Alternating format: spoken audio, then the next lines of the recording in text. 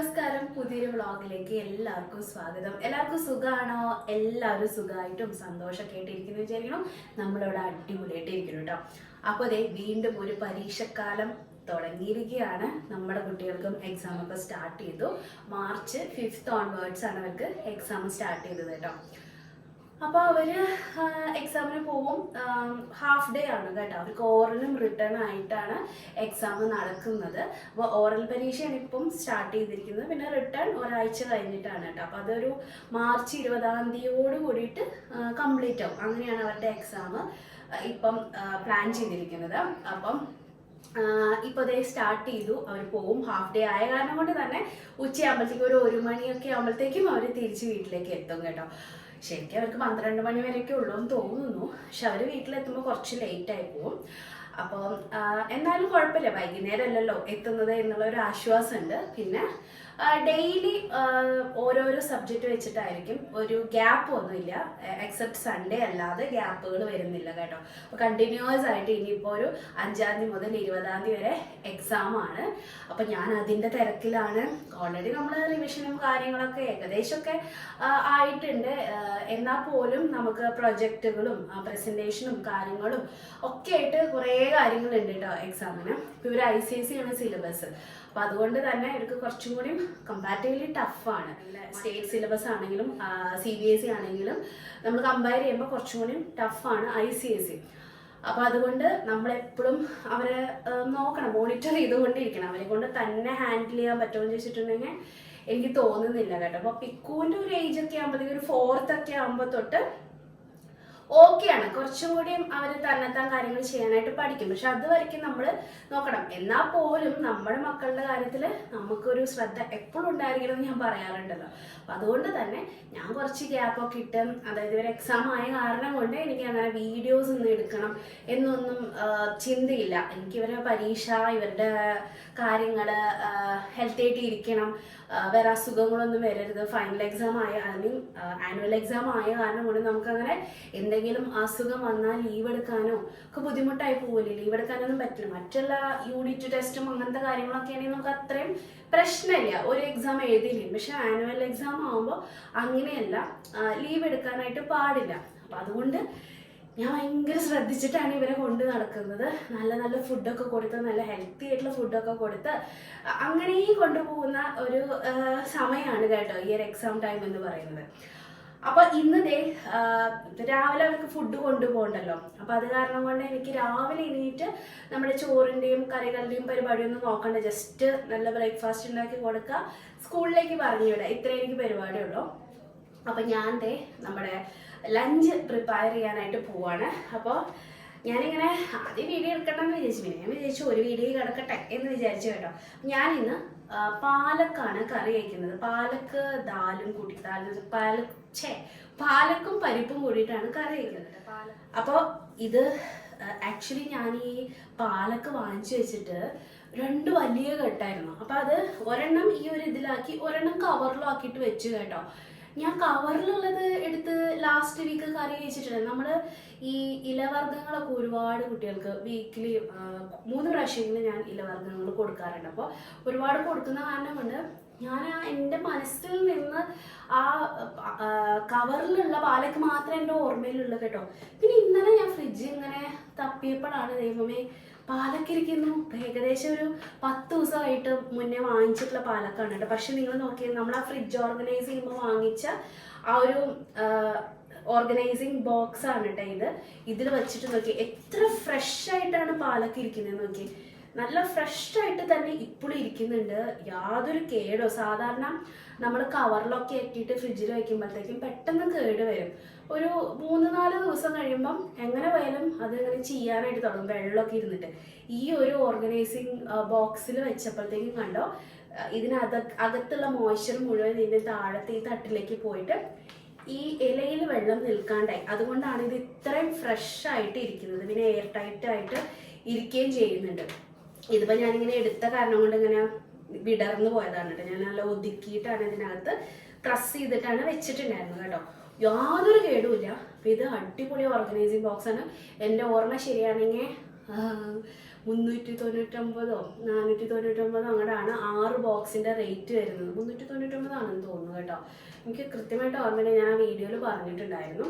അപ്പോൾ നല്ല ഫ്രഷായിട്ട് വെജിറ്റബിൾസും ലീവ്സും ഫ്രൂട്ട്സും ഒക്കെ ഇരിക്കുന്നുണ്ട്. അപ്പം ഞാൻ ദേ പാലക്ക് കറി വെക്കാനായിട്ട് പോവാണ് കേട്ടോ.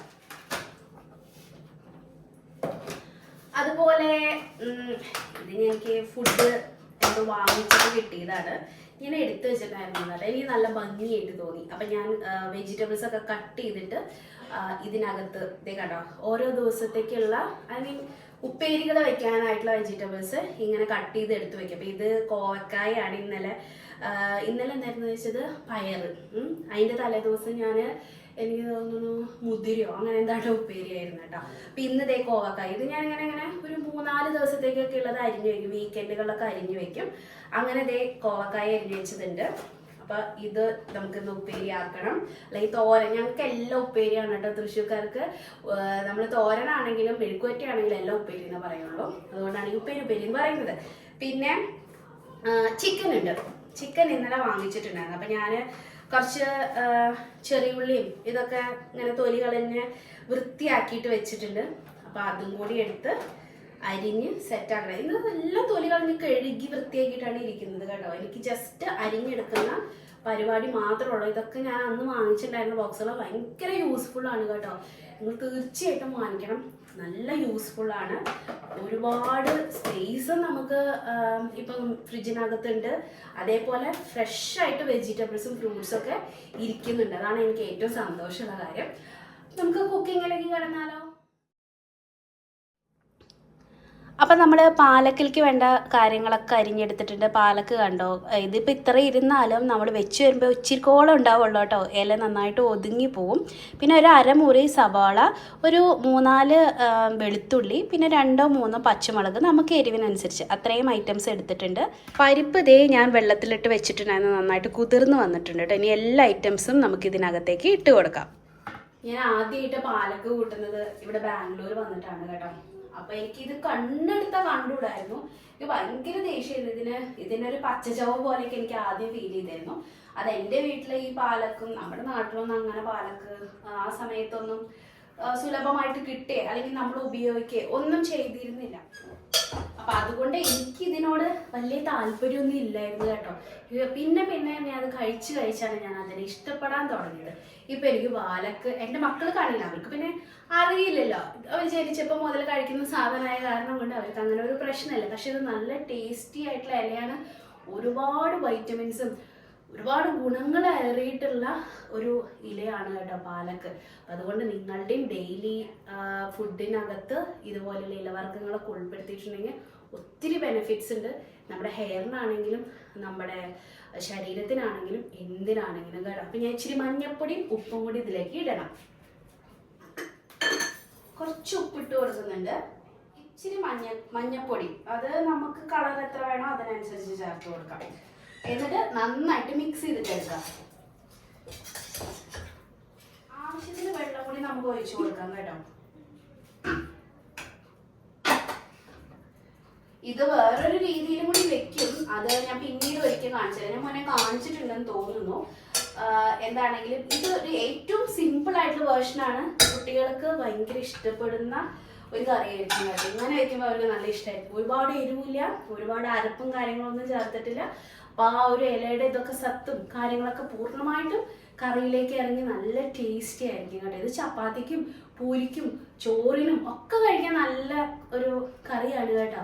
അപ്പം നമുക്ക് ഇത് അടച്ചു കൊടുത്തിട്ട് ഒരു 2-3 നമ്മുടെ പരിപ്പിന് വേവാനുള്ള വിസിൽ മാത്രം വെച്ചാൽ മതി. ഇപ്പം 2 വിസില് 2-3 വിസിലിൽ കറി റെഡി. പിന്നെ താളിച്ചൊഴിക്കുന്ന ഒരു പാർട്ട് മാത്രമേ ബാക്കിയുള്ളൂ കേട്ടോ. പിന്നെ അരച്ചൊക്കെ വെക്കാൻ വേണമെങ്കിൽ, പക്ഷെ ഞാനിന്ന് അരച്ചൊന്നും വെക്കുന്നില്ല, ഇങ്ങനെ തന്നെയാണ് വെക്കുന്നത്. പിന്നെ ഇനി നമുക്ക് താളിച്ചൊഴിക്കുന്ന പരിപാടികൾ. ഇനി നമുക്ക് അടുത്തത് നമ്മുടെ കോവക്കായില്ലേ, അതൊന്ന് തോരനോ മെഴുക്കുവരട്ടോ എന്തെങ്കിലുമൊക്കെ ആക്കിയിട്ട് മാറ്റാം. അപ്പം ഞാനൊരു സവാളയും കൂടി എടുത്തിട്ടുണ്ട്. അതൊന്ന് ജസ്റ്റ് കട്ട് ചെയ്തിട്ട് എടുക്കട്ടെ കേട്ടോ. സവാള ഞാനൊരു ഭംഗിക്ക് ചേർക്കുന്നതാണ് കോവക്കായിൽ.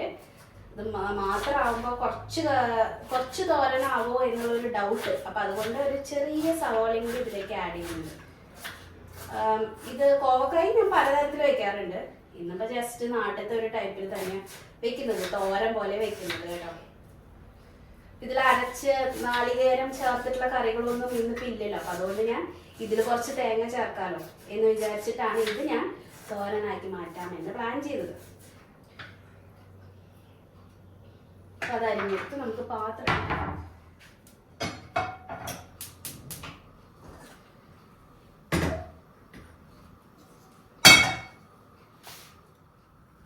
നല്ല നാടൻ വെളിച്ചെണ്ണയിലാണ് കേട്ടോ നമ്മൾ തോരനും ഉപ്പേരിയും ഒക്കെ ഉണ്ടാക്കാറുള്ളത്. കുക്കിങ്ങിന് മിക്കപ്പോഴും ഞാൻ വെളിച്ചെണ്ണ തന്നെയാണ് യൂസ് ചെയ്യുന്നത്. ആ വെളിച്ചെണ്ണ ചൂടാകുമ്പോഴത്തേക്കും നമുക്ക് കുറച്ച് തേങ്ങയൊക്കെ അങ്ങ് ഒതുക്കിയെടുക്കാം നമ്മുടെ തോരനിൽ ചേർക്കാനായിട്ട്. അപ്പം ഞാൻ കുറച്ച് തേങ്ങ എടുക്കുന്നുണ്ട്, 2 കൈപ്പിടി. ഇത് വെളിച്ചെണ്ണ ചൂടായിട്ട് വന്നിട്ടുണ്ട് കേട്ടോ. ഞാൻ കുറച്ച് കടുക് ഇട്ട് കൊടുക്കുന്നുണ്ട്, ഇച്ചിരി ഉഴുന്ന് പരിപ്പ്, പിന്നെ 2 വറ്റൽമുളക്, ഫ്രഷായിട്ട് 2 തണ്ട് കറിവേപ്പില,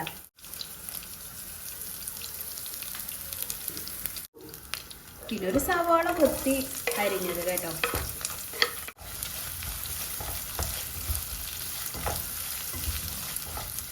സവാള വരുന്നതിന് മുന്നേ തന്നെ ഒരല്പം മഞ്ഞൾപ്പൊടി ചേർക്കും.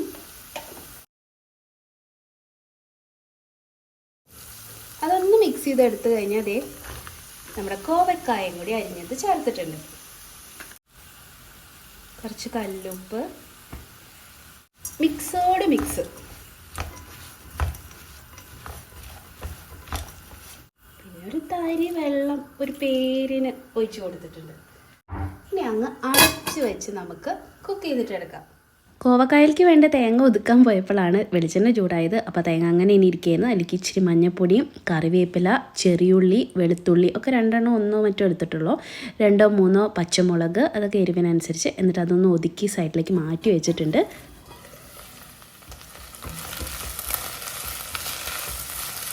കോവക്കായൊക്കെ നന്നായിട്ട് വെന്ത് വന്നിട്ടുണ്ട്. ആകെ 5-6 മിനിറ്റിൻ്റെ സമയം വേണ്ടല്ലോ. അപ്പോൾ ഞാൻ തേങ്ങ ചതച്ചത് ഇതിലേക്ക് ഇട്ട് കൊടുക്കുകയാണ്. എന്നിട്ട് ഒരു 2 മിനിറ്റ് കൂടി ഇതുപോലെ അങ്ങ് തട്ടിപ്പൊത്തി വെക്കണം. ആ തേങ്ങയ്ക്ക് ചെറിയൊരു വേവ് ഉണ്ടാവുമല്ലോ. 2 മിനിറ്റ് പോലും വേണ്ട കേട്ടോ, അങ്ങനെ ഒന്ന് ഇരിക്കട്ടെ. അപ്പോൾ ആ സമയം കൊണ്ട് നമുക്ക് ചിക്കൻ കറി വെച്ചാലോ. ഞാനിതൊന്ന് അടച്ച് വയ്ക്കുന്നുണ്ട്. പിന്നെ നമ്മൾ പാലക്കിൻ്റെ കാര്യം മറന്നല്ലേ. പാലക്ക് കണ്ടോ നല്ലപോലെ വെന്ത് വന്നിട്ടുണ്ട് കേട്ടോ. ഇതിൽ പരിപ്പുണ്ട് എന്ന് പോലും അറിയില്ല, അമ്മാതിരി പരിപ്പ് വെന്ത് വരണം. ഈ ഒരു പരുവത്തിനായാൽ മതി, ഇല്ലെങ്കിൽ ഒന്ന് ഉടച്ച് കൊടുത്താൽ മതി കേട്ടോ. പൊട്ടറ്റോ മാഷർ അങ്ങനെ വെച്ചിട്ട് എന്താണെങ്കിൽ നമ്മുടെ പരിപ്പ് നന്നായിട്ട് വെന്ത് വന്നിട്ടുണ്ട്. ഈ ഒരു പരുവം, ഈ ഒരു കൺസിസ്റ്റൻസിയാണ്. ഇരിക്കും തോറും കുറച്ച് കട്ടി വരും, അതുകൊണ്ട് ഈ ഒരു കൺസിസ്റ്റൻസിയിൽ ഇരുന്നത്. തനി നാടൻ ചിക്കൻ കറി ആയ കാരണം കൊണ്ട് ഞാൻ വെളിച്ചെണ്ണ തന്നെയാണ് എടുക്കുന്നത് കേട്ടോ. ഞാൻ വെളിച്ചെണ്ണ ചൂടായി വന്നപ്പോൾ കുറച്ച് പെരിഞ്ചീരകം കേട്ടോ, ഒരു 1/2 സ്പൂണോളം ഇട്ട് കൊടുത്തിട്ടുണ്ട്. പിന്നെ പട്ട, ഗ്രാമ്പൂ, ഏലക്കായ, 1 സ്റ്റാർ അത്രയും ഇട്ട് കൊടുത്തു. ആദ്യം കറിവേപ്പില ഇട്ട് കൊടുത്താൽ ഭയങ്കര സ്മെല്ല് വരുമെന്ന് പറയൂല്ലേ. ഇനി തീ അങ്ങ് കുറച്ച് വെച്ചിട്ട് നമുക്ക് വെളുത്തുള്ളിയും ഇഞ്ചിയും പച്ചമുളകും കൂടി ചതച്ചത് ചേർത്ത് കൊടുക്കാം. ഇതൊന്ന് വഴറ്റിയിട്ടെടുക്കാം കേട്ടോ.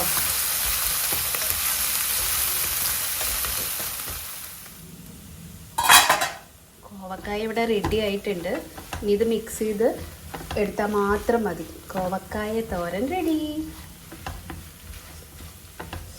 എത്ര പെട്ടെന്ന് കറികളാവുന്നല്ലേ. നോക്കുമ്പോൾ എന്താ 2-3 തരം ആയില്ലേ. നല്ല നാടൻ തോരൻ റെഡി. ഇപ്പം ഇതിന് മാറ്റി വയ്ക്കാം. ചിക്കൻ കറിയുടെ അടുത്തേക്ക് വന്നാൽ ഏകദേശം ഒന്ന് മുരിഞ്ഞ് വന്നിട്ടുണ്ട്. നമുക്ക് ചെറിയുള്ളി ചേർത്ത് കൊടുക്കാം. ഞാൻ കുറച്ച് അധികം ചെറിയുള്ളി ചേർക്കുന്നുണ്ട്.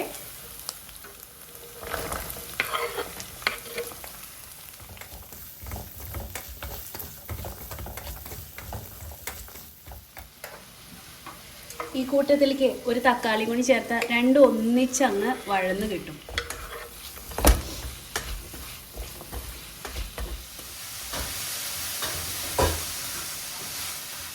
നാടൻ രീതിയിലാണല്ലോ നമ്മൾ ചിക്കൻ പെരട്ട് തയ്യാറാക്കുന്നത്. അപ്പം അത് കാരണം കൊണ്ട് ഞാൻ കുറച്ച് മുളക് പൊടിയും മല്ലിപ്പൊടിയും കൂടിയിട്ട് ചൂടാക്കി ചേർക്കുന്നുണ്ട് കേട്ടോ.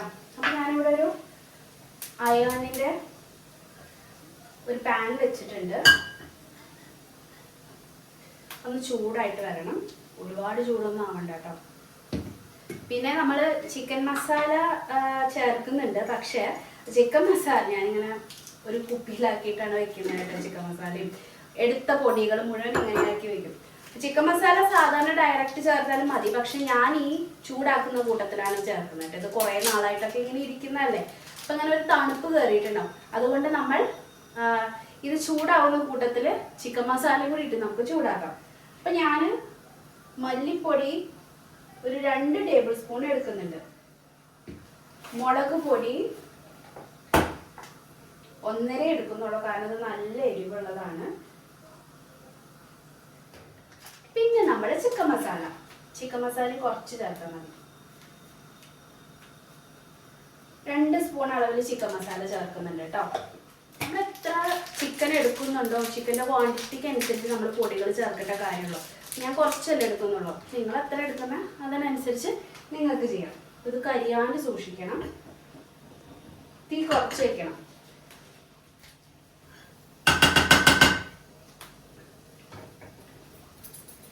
പിന്നെ ഇവിടെ വൈകുന്നേരത്തെ സ്നാക്സിന് ഞാൻ മധുരക്കിഴങ്ങാണ് പുഴുങ്ങി കൊടുക്കാനായിട്ട് പോകുന്നത് കേട്ടോ. അപ്പോൾ മധുരക്കിഴങ്ങ് നന്നായിട്ട് കഴുകി എടുത്തിട്ടുണ്ട്.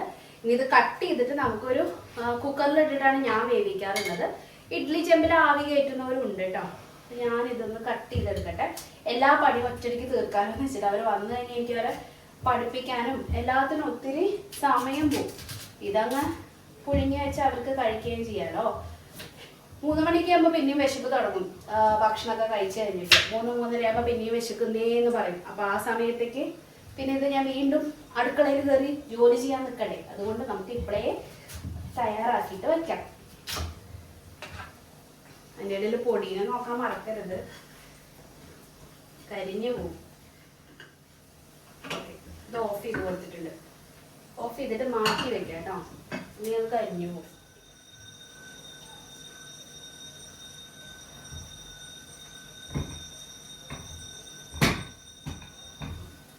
മണ്ണെല്ലാം കഴുകി കളയണം കേട്ടോ. നമ്മുടെ അവിടെ എന്നും ഒരു 11:30 ആകുമ്പോൾ ഉണ്ടല്ലോ ഈ ഒരു ഐസ്ക്രീംകാരൻ വരും മണി അടിച്ചുകൊണ്ട്. ആ സൗണ്ടാണ് ആ കേട്ടത് കേട്ടോ. അപ്പം ഞാനിതിലേ ഒരു 2-3 അച്ച് ബെല്ലം ഇട്ട് കൊടുക്കുന്നുണ്ട്. ഇത് എനിക്ക് നല്ല മധുരത്തിൽ കഴിക്കാൻ ഇഷ്ടമായ കാരണം കൊണ്ടാണ്, അല്ലെങ്കിൽ ഒരു അച്ചിട്ടാലും മതി. പിന്നെ ഒരു നുള്ളു ഉപ്പും കൂടി ഇട്ട് കൊടുത്തിട്ടുണ്ട്. പിന്നെ വെള്ളം ഒഴിച്ചിട്ട് അടച്ച് വെച്ച് ഒരു 4 വിസിലൊക്കെ ആകുമ്പോൾ വെന്ത് കിട്ടും. അപ്പോൾ ഞാൻ ആ നേരത്തെ ചൂടാക്കിയ പൊടികൾ നമ്മുടെ ഈ മസാല തയ്യാറാക്കാൻ വേണ്ടി ചേർത്ത് കൊടുത്തിട്ടുണ്ട്. നന്നായിട്ട് വഴറ്റിയെടുക്കാന്ന് വെച്ചാൽ ഇതിപ്പോൾ എല്ലാം ചൂടായതാണ്, അത്രയും വഴറ്റേണ്ട കാര്യമൊന്നുമില്ല കേട്ടോ. മിക്സ് ചെയ്യുക. പിന്നെ ചെറിയ ചൂടുവെള്ളം ഒഴിച്ചു കൊടുത്താൽ ഇതിങ്ങനെ കട്ട പിടിക്കാണ്ടൊക്കെ കിട്ടും. അതിനാണ് ഞാൻ ഇച്ചിരി ഒഴിച്ചു കൊടുത്തിട്ട് മിക്സ് ചെയ്തിട്ട് എടുത്തത് കേട്ടോ, ഒന്ന് പെരണ്ട പോലെ കിട്ടാൻ വേണ്ടിയിട്ട്. അങ്ങനെ മിക്സ് ചെയ്തെടുത്തപ്പോൾ എനിക്ക് തോന്നി ഇത് ഒരുപാട് തിക്കായി പോയോന്ന്. അതുകൊണ്ട് ഞാൻ ഇച്ചിരി കൂടി വെള്ളം ഒഴിച്ച് കൊടുത്തു. പക്ഷെ അത് വേണ്ടായിരുന്നു കേട്ടോ. ഇത്തരം വെള്ളവും പിന്നെ ചിക്കനിൽ വെള്ളം ഇറങ്ങിയപ്പോൾ ഉണ്ടല്ലോ എനിക്കിത് പെരണ്ട് എടുക്കാനായിട്ട്, അതായത് ഇങ്ങനെ വരട്ടി എടുക്കാൻ പറ്റാണ്ടായി. അപ്പോൾ ഞാൻ ചിക്കൻ ഇച്ചിരി മഞ്ഞൾപ്പൊടിയും മുളക് പൊടിയും ഉപ്പിട്ടിട്ട് ഇന്നലെ നന്നായിട്ട് മാരിനേറ്റ് ചെയ്ത് വെച്ചിട്ടുണ്ടായിരുന്നതാണ് കേട്ടോ. അപ്പോൾ ആ ചിക്കൻ കൂടി ഞാൻ ഈ മസാലയിലേക്ക് ഇട്ട് കൊടുത്തു. ഇങ്ങനെ മിക്സ് ചെയ്തതിന് ശേഷം അടച്ച് വെച്ച് വേവിച്ചു. ഒരു 10-20 മിനിറ്റ് ആകുമ്പോഴത്തേക്കും ചിക്കൻ കുക്കായി കിട്ടിയിട്ടുണ്ടായിരുന്നു. അപ്പോൾ നമ്മൾ ആ പാലക്കിലേക്ക് താളിച്ചൊഴിച്ചില്ലല്ലോ. അപ്പോൾ അതിനായിട്ട് വെളിച്ചെണ്ണയിൽ ജീരകമാണ്, നേരത്തെ ഞാൻ കടുക് പൊട്ടിക്കണമെന്ന് പറഞ്ഞത്, പക്ഷേ ജീരകമാണ് പൊട്ടിക്കുന്നത്. പിന്നെ ഉഴുന്നുപരിപ്പും വറ്റൽമുളകും കായത്തിൻ്റെ പൗഡറില്ലേ, ഇതെന്തായാലും ചേർക്കണം, കാരണം ഇത് ഒരുപാട് ഫ്ലേവർ തരും. എന്നിട്ട് നേരെ കൊണ്ടുപോയി നമ്മുടെ പരിപ്പിലേക്ക് താളിച്ചൊഴിക്കുക. ഇത്രയുള്ള പരിപാടി. ആദ്യമായിട്ടൊക്കെ ഈ കറി കഴിക്കുമ്പോൾ ഉണ്ടല്ലോ നമുക്ക് അത്ര ഇഷ്ടപ്പെട്ടില്ല, പ്രത്യേകിച്ച് നമ്മൾ കേരളത്തിലുള്ളവരാണെങ്കിൽ. അത് ഈ ഇല കഴിച്ച് ശീലമില്ലാത്ത കാരണം കൊണ്ടാണ്. പക്ഷേ നിങ്ങൾക്കിത് കിട്ടുകയാണെങ്കിൽ ട്രൈ ചെയ്ത് നോക്കിയോളൂ. 2-3 പ്രാവശ്യം നമ്മൾക്കുണ്ടല്ലോ നമുക്ക് ഈ കറി നല്ല ഇഷ്ടപ്പെടും കേട്ടോ. അതായത് രമണ, നമ്മളിത് കഴിച്ചാണ് ഈ കറി ഇഷ്ടപ്പെടാമെന്ന് സാരം.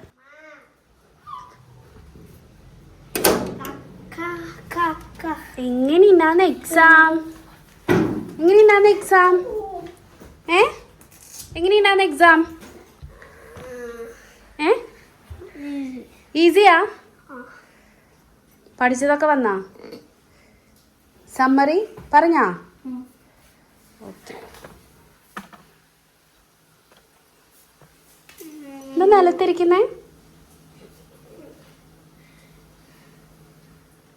ചിക്കൻ കറി ആകുമ്പോഴത്തേക്കും കുട്ടികൾ വീട്ടിലെത്തിയിട്ടുണ്ടായിരുന്നു. ഇന്ന് അവർ 12:15 വീട്ടിൽ എത്തി. അല്ലെങ്കിൽ അവർ 1 മണിയാവാണ്ട് എത്താറില്ല. ഇനി തൊട്ട് 12:15 എത്തും അത്രേ. അപ്പോൾ നമ്മുടെ കറി ആയി കഴിഞ്ഞിട്ടില്ല. ഇതിലാണെങ്കിൽ ചിക്കനിൽ നിന്ന് കുറേ വെള്ളം ഇറങ്ങിയിട്ടോ. ഞാൻ എക്സ്പെക്ട് ചെയ്തതിനെ കഴിഞ്ഞും കൂടുതൽ വെള്ളം ഇറങ്ങി. അപ്പോൾ എനിക്കിങ്ങനെ വരട്ടിയെടുക്കാനായിട്ട് ചാറ് കുറയ്ക്കാനുള്ള സമയം എങ്ങനെ പോലും ഒരു 10-25 മിനിറ്റ് എടുക്കില്ല ഈ ചാറെല്ലാം വറ്റി വരാനായിട്ട്. അതുകൊണ്ട് എൻ്റെ പരട്ട് മാറി അത് കറിയായി ഞാൻ പ്രഖ്യാപിച്ചിരിക്കുന്നു. പിന്നെ ലാസ്റ്റ് ഞാൻ ഇതിൽ ഇത്തിരി ഗരം മസാല പൗഡറും പിന്നെ മല്ലിയിലയും കൂടി ചേർത്തിട്ടാണ് അവസാനിപ്പിച്ചത് കേട്ടോ. അവർക്ക് വിശക്കണമെന്ന് പറഞ്ഞ കാരണം കൊണ്ടാണ് വരട്ടിയെടുക്കാഞ്ഞത്. Sorry guys. 2 പപ്പടം കൂടി കാച്ചിയെടുക്കാം. സ്വീറ്റ് പൊട്ടറ്റോ വെന്തു വന്നു, പക്ഷെ അതിലത്തെ വെള്ളം വറ്റിയിട്ടുണ്ടായിരുന്നില്ല. അപ്പൊ നമ്മൾ ശർക്കര ചേർത്തതല്ലേ, വെറുതെ ആ മധുരം വെറുതെ ഒഴിച്ച് കളയാനായിട്ട് ഒരു മടി. അപ്പൊ അത് കാരണം കൊണ്ട് ആ വെള്ളം അതിൽ തന്നെ ഇട്ടിട്ട് ഞാൻ ഒന്ന് വറ്റിച്ചെടുക്കാണ് കേട്ടോ. അപ്പോൾ 2 പപ്പടം കൂടിയും കാച്ചാന്ന് തീരുമാനിച്ചു. അങ്ങനെ നമ്മുടെ എല്ലാ കറികളും ആയിട്ടുണ്ട്. പിന്നെ അപ്പുറത്തെ വീട്ടിലെ ആൻറ്റി ഇനി കുറച്ച് ചീരത്തോരൻ കൊണ്ട് തന്നിട്ടുണ്ട്. അപ്പൊ അത് ഞാൻ കഴിക്കണം, കുറച്ച് നനുകുട്ടിക്ക് കൊടുക്കണം. 2-3 പീസ് ചിക്കൻ ഞാൻ മാറ്റി വെച്ചിട്ടുണ്ടായിരുന്നു കേട്ടോ, ഇവർക്ക് വറുത്ത് കൊടുക്കാനായിട്ട്. അങ്ങനെ വറവൊന്നും ഇപ്പം അങ്ങനെ കൊടുക്കലില്ല. എന്നാലും കൊതി പറയില്ലേ എന്ന് വിചാരിച്ചിട്ട് 2-3 മാത്രം. അപ്പം ഞാൻ പെട്ടെന്ന് തന്നെ അവർക്ക് ചോറ് കൊടുത്തു. കാരണം അവർക്ക് നന്നായിട്ട് വിശന്നിട്ടാണ് സ്കൂളിൽ നിന്ന് വരുന്നുണ്ടാവുക. അപ്പോൾ നമ്മുടെ തോരനും ചാറുകറിയും പിന്നെ നാണം കെടുത്തിയ എൻ്റെ ചിക്കൻ പരട്ടും അല്ല ചിക്കൻ കറി, സാരല്ലേ പോട്ടെ അല്ലേ. അപ്പോൾ അതും പിന്നെ ഒരു 2-3 കഷ്ണം ചിക്കൻ ഫ്രൈയും കൂട്ടിയിട്ടാണ് അവർ ഊണ് കഴിച്ചത് കേട്ടോ. അപ്പോൾ അത്രയേ ഉള്ളൂ ഇന്നത്തെ കുഞ്ഞു വ്ളോഗ്. നിങ്ങൾക്ക് എല്ലാവർക്കും ഇഷ്ടപ്പെട്ടെന്ന് കരുതുന്നു. അടുത്ത വ്ളോഗിൽ വീണ്ടും കാണാം. അതുവരയ്ക്കും നന്ദി, നമസ്കാരം.